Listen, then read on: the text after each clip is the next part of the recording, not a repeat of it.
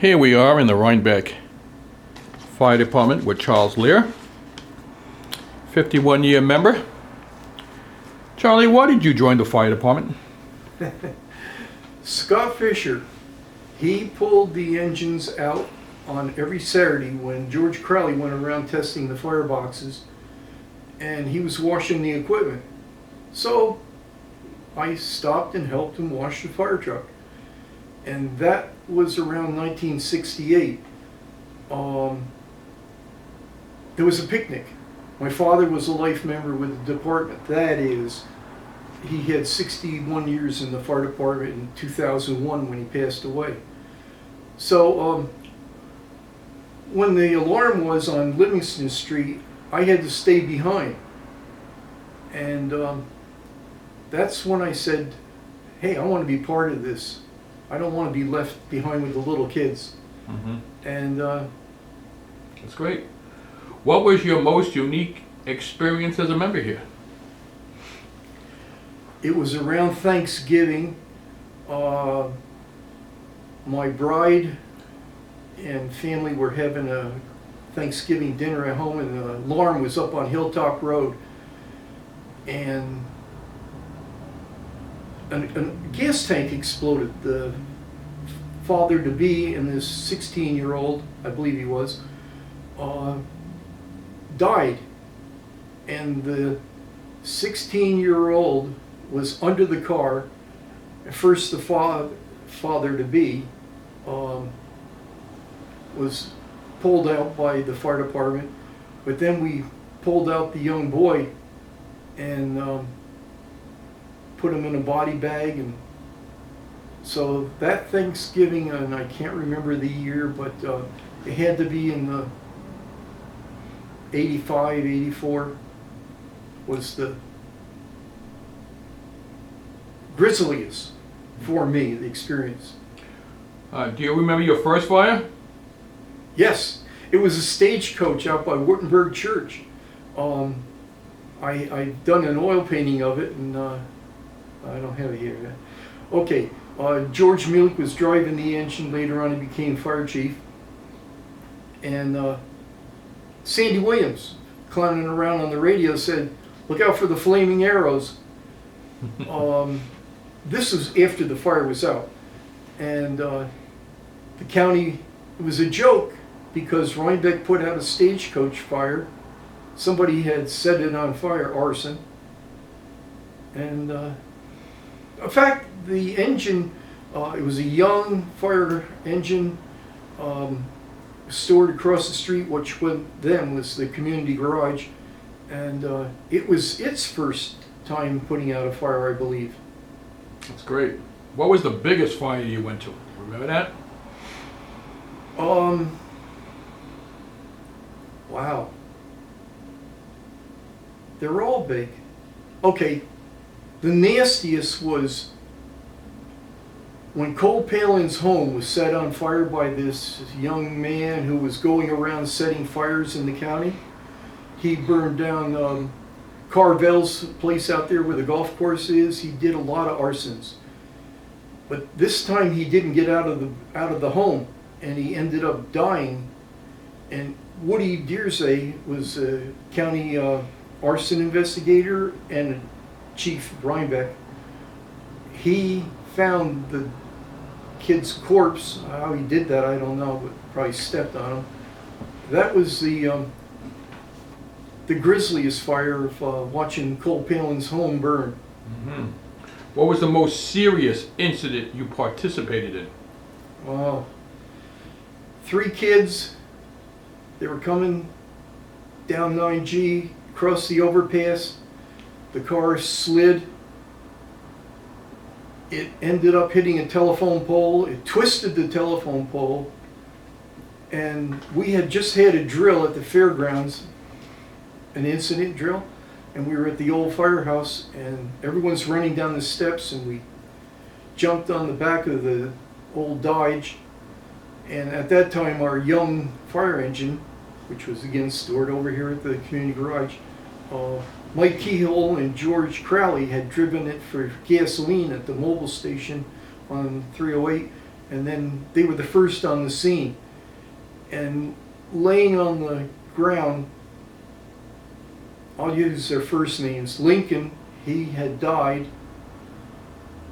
Joe, he was being taken by Rhinebeck's ambulance. And Kevin, he was awake with one eye moving around, and I held my hand up over his face so the floodlight wouldn't blind him. And he owned the car, and I said, somebody said, it's a wreck, it's total. I said, no, we're gonna fix it, we'll fix it up, because we were all friends at that time. Mm-hmm. And all three of them died. Mm-hmm. And Kevin, his sister's a member of the fire department now, and that was, I got a ride back from the hospital from the Catholic Church priest, Father Brogan, to the firehouse. It was, I had blood all over me at the trooper.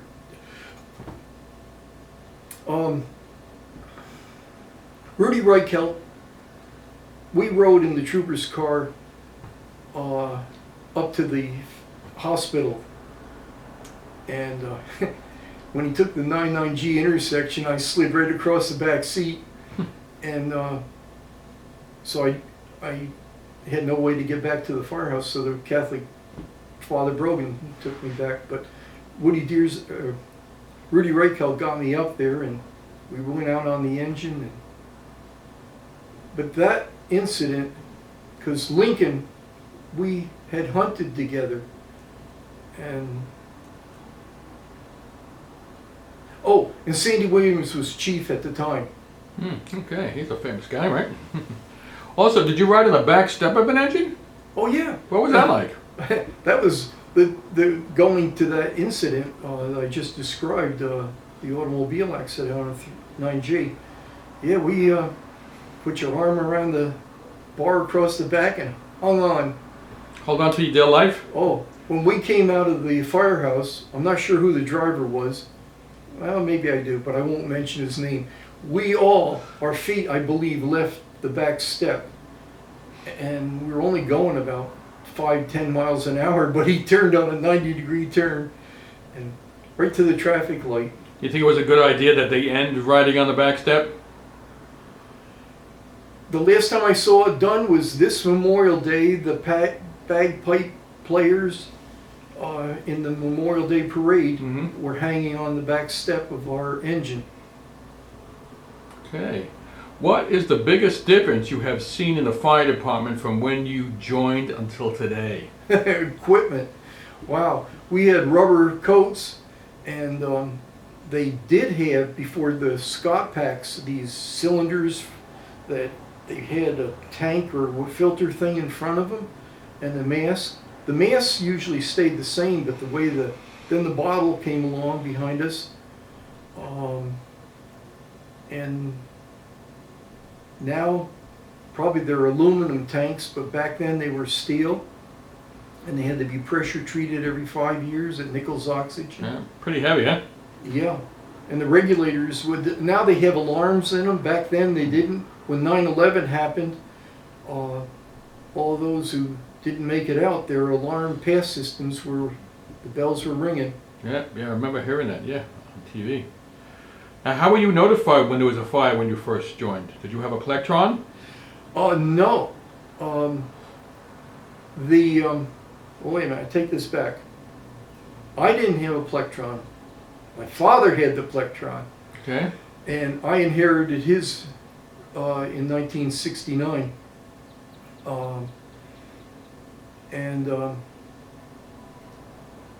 Then I had my own radio in the car. That is, I bought from Lafayette Radio, a little scanner, and I had my whip antenna on the pickup truck. All right, that's cool. And I had but I could turn the frequencies. So when I was stopped at a roadblock for the state police, it was against the law to have one of those. But luckily, again, the trooper, Rudy Reichelt, would say, I'll take care of this. Because after a while, living in Rhinebeck all my life, the troopers got to know us if we were, Behaved. yeah, and being part of the fire department and drills, they got to know us. What was it like growing up in your house when your dad was was he a chief, you said? No, Oh. no, he was just a member. What was it like going back in, what year did he join? Okay, he joined in 1940. As little kids, my brother and I and mother, we went to every parade there was, because back then after World War II, everyone paraded. And everyone was more American than they are today. Today it's They forgot the old ways. they're trying to do away with history. Mm-hmm. Okay, so we went to all these parades and everything, and carnivals. The Rhinebeck Fire Department down at the old firehouse had carnivals, and up at the fairgrounds in '55 there was a carnival. Some members of some fire department were in the pony barn and they set it on fire. Now the beer was given to the Rhinebeck Fire Department by Rupert Shaw, who owned Knickerbocker Beer, Mm-hmm. or Rheingold. Oh, So wow. Rhinebeck had like $100,000 worth of Rheingold beer in the building. The building started on fire, which was then spread to the second floor where the fairgrounds had their administration. And the lower level was the Legion. Well,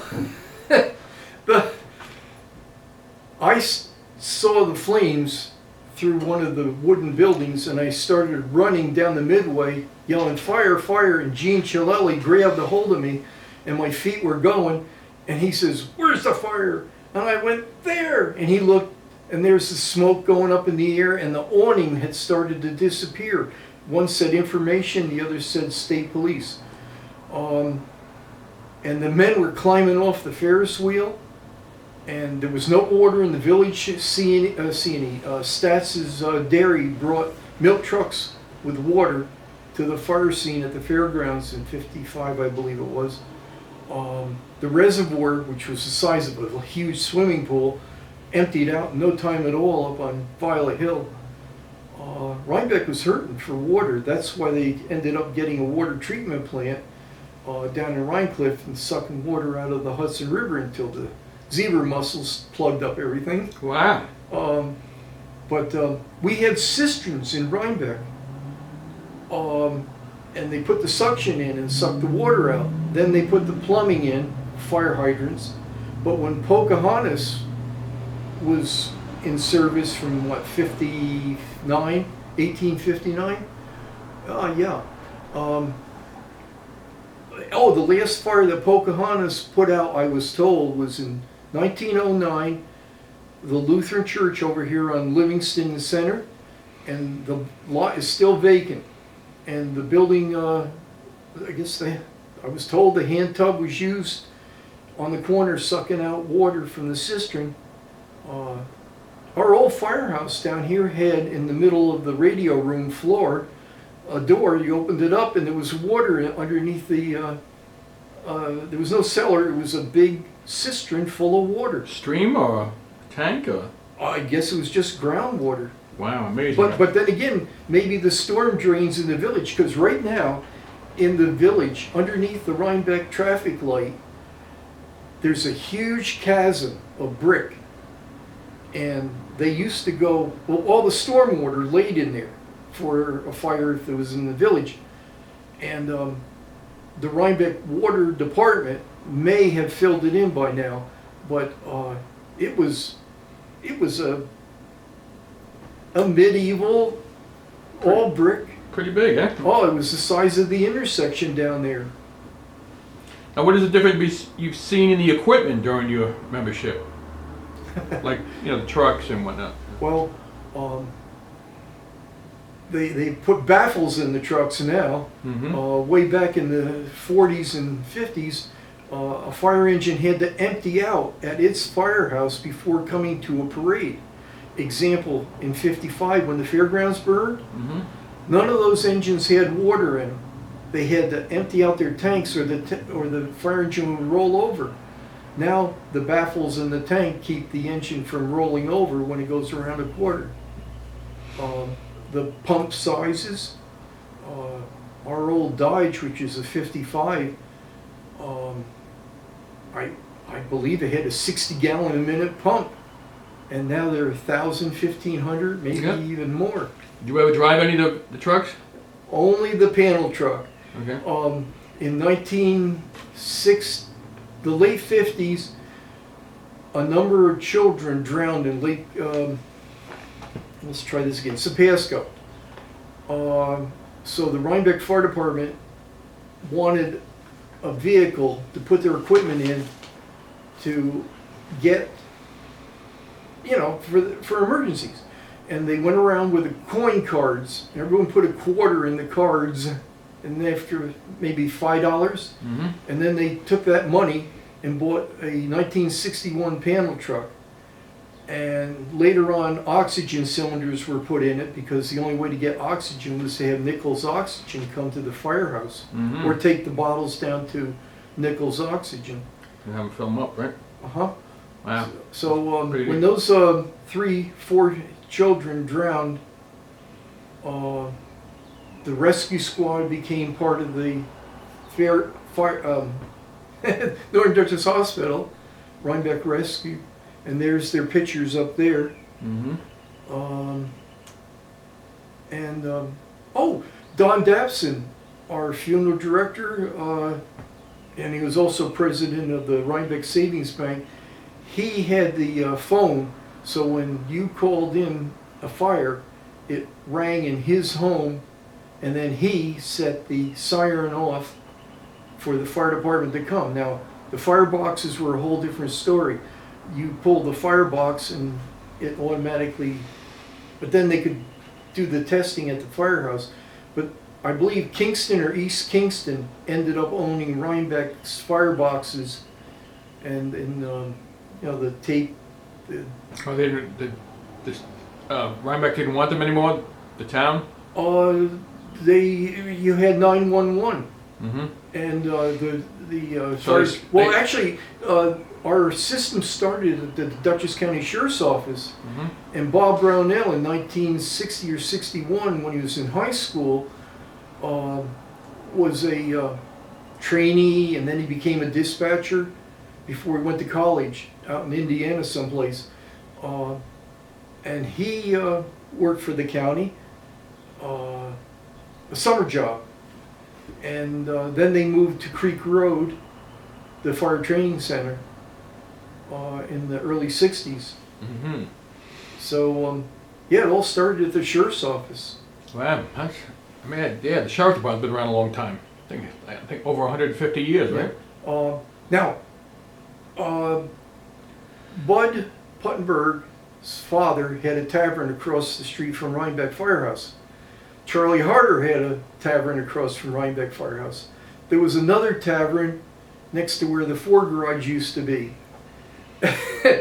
All these taverns, the Beekman Arms, Rhinebeck was loaded with taverns and bars and places you could buy beer. But back then, drinking beer was like drinking soda.